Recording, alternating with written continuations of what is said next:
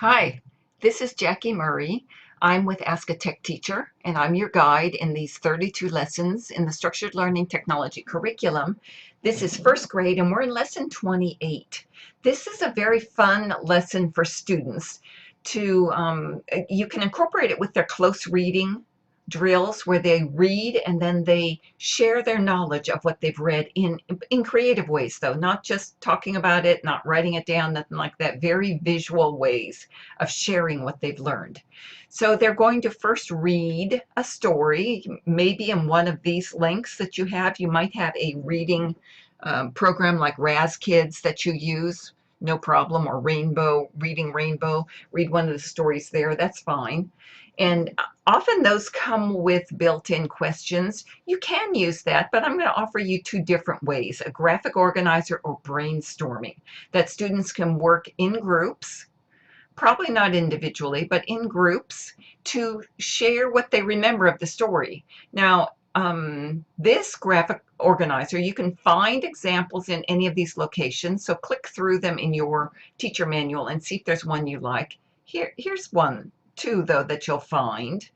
You can also find these in Microsoft Word if you use that. Not so much Google Docs, but we'll get into how to use Google if you're a Google school, because that comes up under the brainstorming.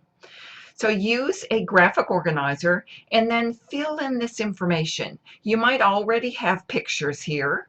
You might do this on your smart screen, on your class screen. Put some pictures up here to represent character setting experiences. And then as a group, ask them what were the characters, and then you type it in as they tell you, setting, experiences. So as a group, they're sharing this knowledge, they're learning from each other. Same with this one over here, could be the same sort of idea. Main idea here, or the name of the book here, and then character setting, major events, whatever categories you use, fill it in together as a group, and then share it out with them.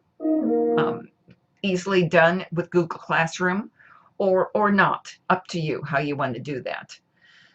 So I'd start by having them read the story, whatever story they pick here, and then discuss it as a group with the idea that they will know character setting experiences, or whichever your headings are, and then start discussing it as a class. Give them only about 5 minutes. You don't want them thinking, okay, I'm going to get forever to do this so we can waste the first few minutes. You want them being aware, even in first grade, that there are limitations to how much time they get for things. Okay, so the other option is brainstorming or mind maps. And those, it's the same idea. They'll read the story and then meet in a group. Here are some general rules for mind mapping. This tends to be more free form than the graphic organizer is. More just ideas that they're going to come up with. And there are no wrong answers. You put everything up there. And they would do this as a group again, where you'll set up one of these, whichever you want to use. Here's 3 samples here. And you'll put the story here, and then you'll start putting the stuff out here that they say. You can see all these bubbles and Bubble Us. This is Poplet if you're using iPads. And I forget, this might be Spider Scribe. I forget which one this is. But you can use any that you have and put it up on your smart screen, and then start populating the ideas here. If they have an idea and they want to move it somewhere else, you just click and drag and drop it. That's what's nice about mind maps. I think they have a couple more ideas. This is if you're using a Google Draw.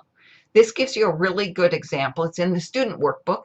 So if they're using those, they have this right in front of them, and they'll see, okay, all I have to do is put in the central idea, then put in the major ideas under it, and then put more ideas. When they say she was frightened, well, is that a character, a setting, or a major event? Okay, put it under the right category. It was cold. Is that a character, a setting, a major event? And then put it under the right category. So they get used to categorizing what these ideas are when you talk about that, so they know what they're talking about. And then eventually they'll have a nice collection done of ideas. This is Google Draw also, fleshed out. Characters, setting, experience. You can see all the spots they'll end up filling in. And I think that's really about it. You want them reading a story and then closely reading it, digging into it, doing a deep dive into what they understand about it. Here's more examples that they might use. So just different ideas on how this works for them. Okay, let me know if you have questions on this. It's a really fun unit because it asks them to not only read but understand. And that is what we want. We want them to read for understanding. So let me know if I can help you with anything. Otherwise, have a great week and I'll see you at the end of that. Bye, guys.